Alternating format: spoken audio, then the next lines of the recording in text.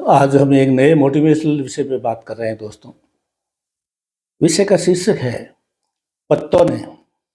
पत्तों ने जब भी रंग बदला है हमेशा ज़मीन पे गिरे हैं। बहुत ही जो है सोचनीय और विचारणीय ये शीर्षक है। पत्ते जब भी रंग बदलते हैं तो पेड़ से नीचे गिरते हैं हमेशा।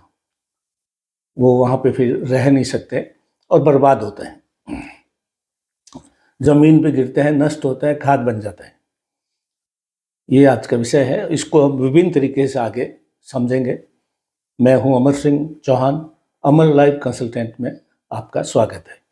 आज का मोटिवेशनल वीडियो है दोस्तों। जब भी हम अपने रक्षक से, अपने पालनहार से, अपने शुभचिंतक से किसी न किसी वजह से दूर हो जाते हैं, रंग बदल देते हैं, उससे एहसान फरामोश हो जाते हैं, तो हम हमेशा नीचे गिरते हैं, कभी सफल नहीं हो सकते। इसलिए कहा गया है कि पत्तों ने जब भी रंग बदला है ज़मीन पे गिरे हैं। ये आज का विषय है। बहुत गंभीर विषय है। इसको मैं 5-4 उदाहरण के माध्यम से समझाऊंगा। युवाओं के लिए बहुत सोचनीय है, सभी के लिए उपयोगी है।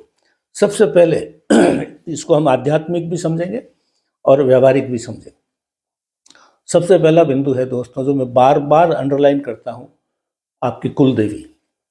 आज के युवाओं को, कईयों को मालूम ही नहीं है कुल देवी कौन सी है।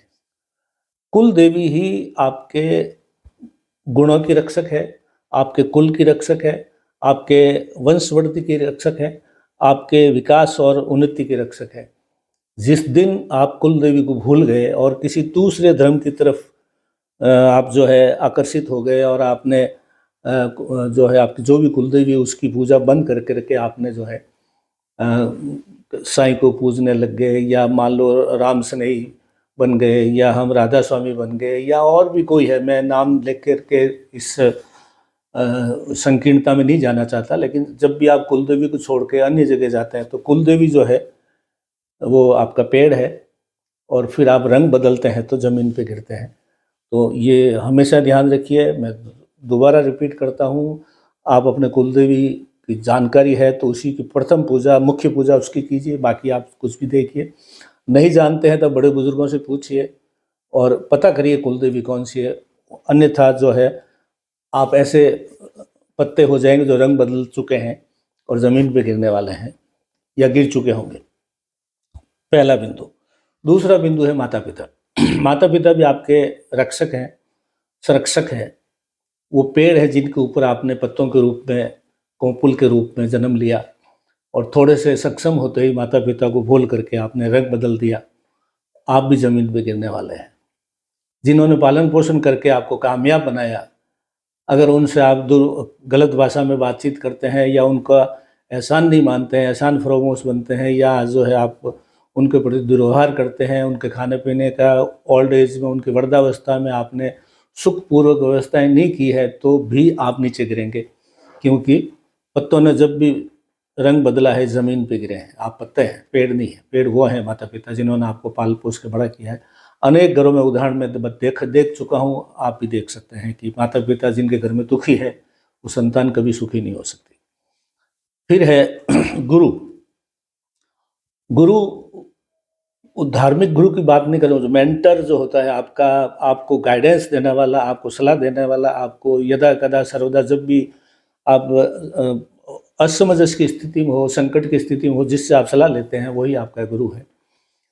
पहले गुरु तो माता पिता ही होते हैं, लेकिन तो दूसरा गुरु होता है वो स्कूल का शिक्षक होता है। तीसरा गुरु, ये जिस गुरु की हम बात करें, वो आध्यात्मिक गुरु है। कुछ हम थोड़ा ज़्यादा सीख करके कई बार हम गुरु को छोटा समझने लग जाते हैं, गुरु से आगे भागने की कोशिश करते हैं, गुरु को हल्का दिखाने की कोशिश करते हैं। ये भी बहुत बड़ी नीचता है। यहाँ भी आप रंग बदलेंगे तो ज़मीन पे गिरेंगे, क्योंकि गुरु से बड़ा कोई नहीं है। गुरु है, गुरु देवता है, गुरु पिता है, गुरु भाई है, गुरु सब कुछ है। पति भी है, अगर पत्नी आप स्त्री हैं तो उसमें सब रूप समाये हुए हैं। वो हर चीज़ का प्रतिनिधित्व करता है। तो गुरु से भी जो आप रंग बदलेंगे तो ज़मीन पे गिरेंगे। फिर है नियोक्ता। इसको मैं 2 हिस्सों में बांटूंगा। नियोक्ता मतलब जिसके वहाँ पे रोजी रोटी आपकी चल रही, जिस वजह से आज से देश आज़ादी से पहले राजाओं के पास में अनेक मंत्री वगैरह सलाहकार जो है खजाने को रखने वाला या काम करने वाले होते थे, ये जो भी स्टाफ होता था, जब उनको देश की आज़ादी से थोड़ा पहले लगा कि ये लोगों का राज जाने वाला है, तो कई लोगों ने रंग बदल दिया और इधर उधर राजनीतिक पार्टियां ज्वाइन कर दी, फिर राजाओं का विरोध शुरू कर दिया। तो वो लोग भी सब ज़मीन पे गिरे हैं। कोई आरक्षण की वजह से ज़मीन पे गिरा हुआ है, नौकरियां नहीं मिल रही है, और आज वोटों का राज है तो वोटों की दृष्टि से ही सब नियम बनते हैं। तो अब वो हक्के बक्के हैं। जो राजाओं के वहाँ पे थे वो जो है उन्होंने रंग बदल के राजाओं का विरोध शुरू किया, तो वो हक्के बक्के हो गए, वो भी ज़मीन पे गिरे हुए हैं।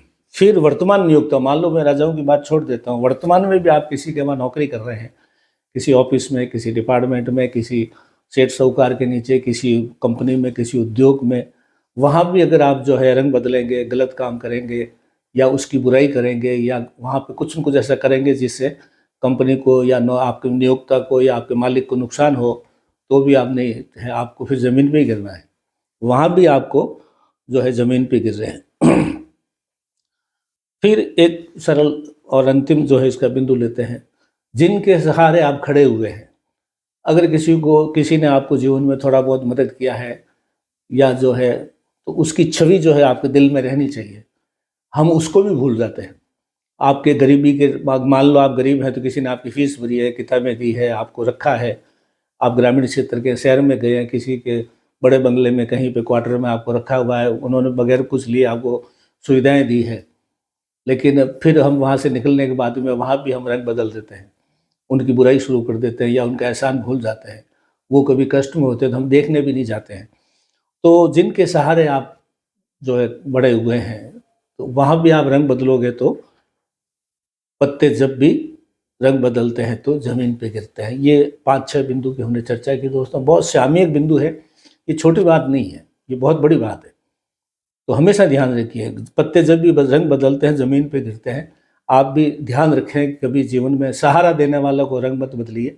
रंग बदलोगे ज़मीन पे गिरोगे, विकास नहीं होने वाला, उन्नति नहीं होने वाली है, कुछ भी नहीं होने वाला, नीचे ही गिरना है, नष्ट होना है, ये मान लीजिए। अमर लाइफ कंसल्टेंट बात इतना ही। धन्यवाद।